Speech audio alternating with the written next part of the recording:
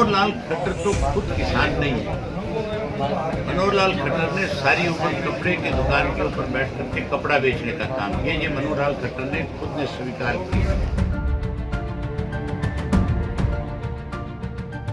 जिस वक्त ये ड्राफ्ट तैयार किया गया था उस वक्त देश में लॉकडाउन चल रहा था और उस लॉकडाउन के दौरान केंद्र की सरकार ने 3 ऐसे अध्यादेश बनाए कृषि पे जिनको बाद में बिल में कन्वर्ट कर दिया। ये उस वक्त इन्होंने तैयार किए थे जब लोग इस कोरोना की महामारी से डर के मारे सरकार के आदेश की पालना करते हुए अपने घरों में थे।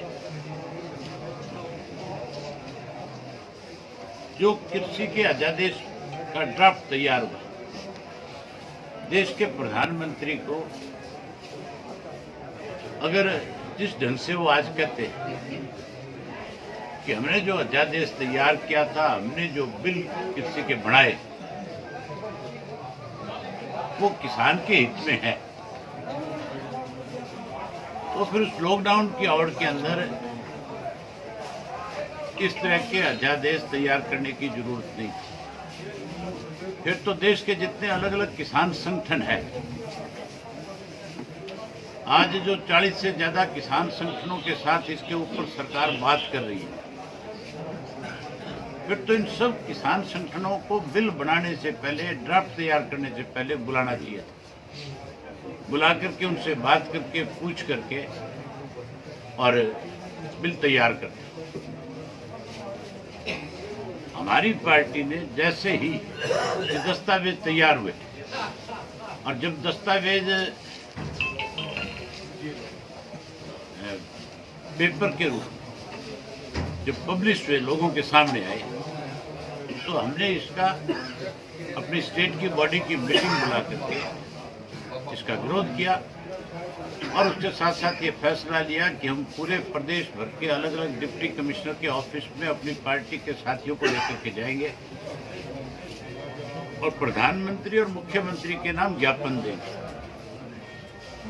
हमने अपनी तरफ से ज्ञापन सौंपे। हमने उनमें कहा कि इन बिलों को वापस लेना चाहिए।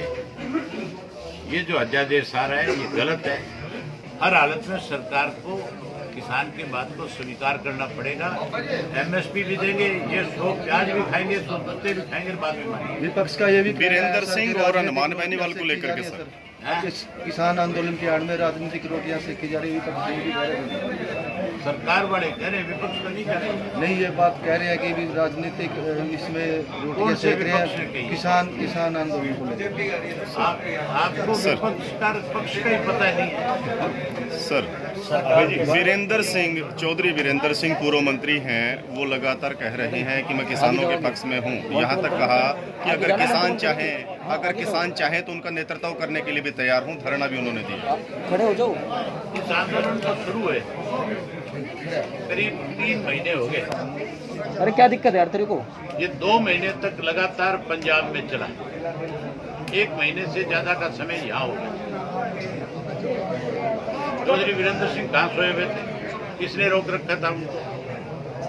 मैं तो कहता हूँ अगर चौधरी वीरेंद्र सिंह किसान के हितैषी हैं तो बजाय प्रेस कॉन्फ्रेंस करने के धरनों में आके बैठना चाहिए। सर, आप बार बार किसान आंदोलन को बहुत ज्यादा व्यापक पैमाने पर समर्थन दे रहे हैं। आप किसान आंदोलन को बहुत ही बड़े पैमाने पर समर्थन दे रहे हैं। कुछ दिन पहले आप टिकरी बॉर्डर पे भी गए थे, आज आप सिंघू बॉर्डर पे भी आए हैं। किसानों का ये कहना है कि हमारा आंदोलन राजनीतिक आंदोलन नहीं है। अगर कोई राजनीतिक पार्टी का व्यक्ति यहाँ पर आता है तो वो अपने पद का त्याग करके एक सामान्य व्यक्ति, सामान्य किसान बनकर आए। तो किसानों की इस बात से आप सहमत हैं? मैं 100% सहमत हूँ। मैं किसान के घर में पैदा हुआ। मैं तो आज भी अपनी फसल की बिजाई और कटाई अपने हाथ से करता हूँ। आपने देखा नहीं होगा, लॉकडाउन के दौरान मैंने अपने खेत की जो फसल थी, जो गेहूँ थी, वो खुद 75 एकड़ की गेहूँ कंबाइन पे चढ़ करके निकालने का काम किया था। मैंने पहले दिन ये बात कही थी कि मैं किसी राजनीतिक दल का सदस्य होने के नाते आज आपके बीच में नहीं आया। मैंने चौधरी देवीलाल के घर में जन्म लिया है। चौधरी देवीलाल ने सदा किसान के लिए लड़ाई लड़ी है। मैं चौधरी देवीलाल का पोता बनके, किसान का बेटा बन करके तुम्हारे बीच में आया हूँ। अगर मुझे ये किसान लीडरशिप जो है कल को ये कहे कि देश का कोई भी राजनीतिक व्यक्ति जो किसानों से संबंध रखने वाला है, जो किसान की बात को महत्व देता हो, जो ये मानता हो कि मैं किसान के घर में पैदा हुआ, वो रिजाइन करके अपने पद से हमारे बीच में आए। पहला शख्स अभय सिंह चौटाला होगा जो अपने पद से त्याग पत्र लेकर के आए। मुझे पद प्यारे नहीं है, मुझे किसान प्यारा है। मैंने बहुत बार मैं उस घर में पैदा हूँ जिसने प्रधानमंत्री के पद को भी ठुकराया, मुख्यमंत्री के पद को भी ठुकराया। जो अगर किसी लालच के साथ राजनीति करता तो इस देश का प्रधानमंत्री कभी हो जाता। यानी आने वाले दिनों में अभय सिंह चौटाला इनेलो के शीर्ष नेता हमें किसान आंदोलन में बतौर किसान एक आम आदमी के रूप में देखने को मिल सकते हैं। आज भी बतौर किसान ही आए हूँ, आज भी एमएलए के नाते नहीं है, आज भी किसी पार्टी का पदाधिकारी होने के नाते नहीं है, आज के दिन भी किसान का बेटा बन चुकी है।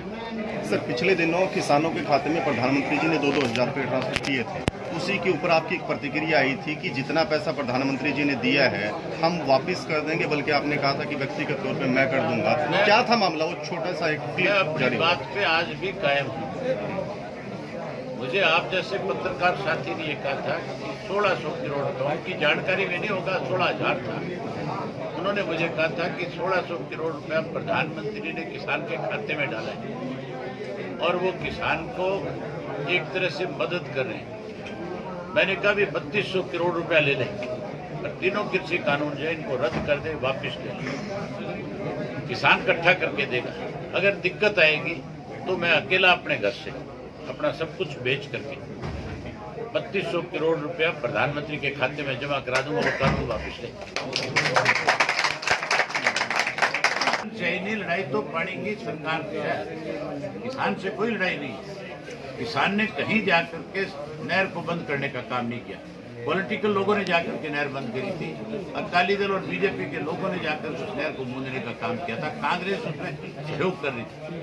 वहाँ केवल राजनीतिक तौर पे कैसे वो लोग राजनीतिक पार्टियों के जिंदा रह सके इसके लिए नाटक कर रहे थे। किसी एक किसान ने हमारा विरोध नहीं किया। किसान तो आज भी यहाँ खड़ा होकर के आवाज मार के कहता है कि हम अपने छोटे भाई के लिए 2 नहर बना करके दें। मनोहर लाल खट्टर तो खुद किसान नहीं है। मनोहर लाल खट्टर ने सारी उम्र कपड़े की दुकान के ऊपर बैठ करके कपड़ा बेचने का काम किया। ये मनोहर लाल खट्टर ने खुद ने स्वीकार किया।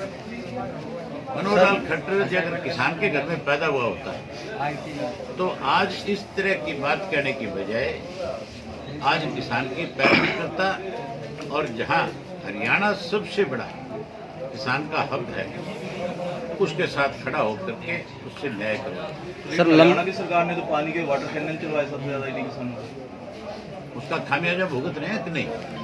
आज कहीं उनका एक मिनिस्टर, एक एमएलए मुख्यमंत्री स्वयं और मुख्यमंत्री का सहयोगी अपना कार्यक्रम तय करके किसी गांव से या किसी शहर और कस्बे में इंटर नहीं कर सकता। अगर इंटर करता है सर आपने भी तो हजारों पुलिस के लोग उसके साथ शामिल होते हैं और वो हजारों पुलिस के लोगों की प्रोटेक्शन में ही अपने चंद लोगों के बीच में जाके अपनी बात करके घर चले जाते हैं। सर लंबे तंत्र में सर आपने कांग्रेस का नाम सर लंबे जद्दोजहद के बाद भी के बाद भी हरियाणा में एसवाईएल का पानी नहीं पहुंच पाया, क्या कहेंगे? इसके लिए सबसे बड़ा जिम्मेवार कोई है तो देश का प्रधानमंत्री, प्रदेश का हमारे का मुख्यमंत्री है। 2016 को 10 नवंबर को फैसला हमारे हक में आ गया और उसके बाद हमारी जो मीटिंग हुई थी उसमें फैसला हुआ था कि प्रधानमंत्री से मिलेंगे, राष्ट्रपति से मिलेंगे। राष्ट्रपति से मिले, प्रधानमंत्री से तो आज तक टाइम नहीं ले पाए खट्टर साहब। आज नाटक करते हैं, उपवास करते हैं, उपवास नहीं कर रहे। ये तो सर एक सवाल है, उपवास करने 1 मिनट आप अकेले आदमी थोड़ी हो यहाँ और बहुत लोग बैठे हैं। आज उपवास नहीं, ये तो बकवास कर रहे हैं। ये लोगों के अंदर कोई गलतफहमी पैदा करना चाहते थे। अगर मनोहर लाल खट्टर किसान का हितैषी होता तो 350 करोड़ रुपए खर्च करके दादूपुर नलवी नहर बनाई गई जिससे 3 डिस्ट्रिक्टों को पूर्ण रूप से इरिगेशन के लिए नहर का पानी मिलना था। जो हमारा कुरुक्षेत्र है, अम्बाड़ा है, यमुनानगर है, इस नहर को उसने बंद कर दिया। उस नहर का मुआवजा किसान को देने की बजाय, किसान को पानी देने की बजाय कैसे किसान भूखा और प्यासा मरे, इसके लिए इस खट्टर ने तो उस नहर को भी बंद कर दिया था। आज एसवाईएल की बात करता है। खट्टर जो है केवल कैसे किसान कमजोर हो इसके लिए पिछले 6 साल से योजनाएं बना रहे हैं।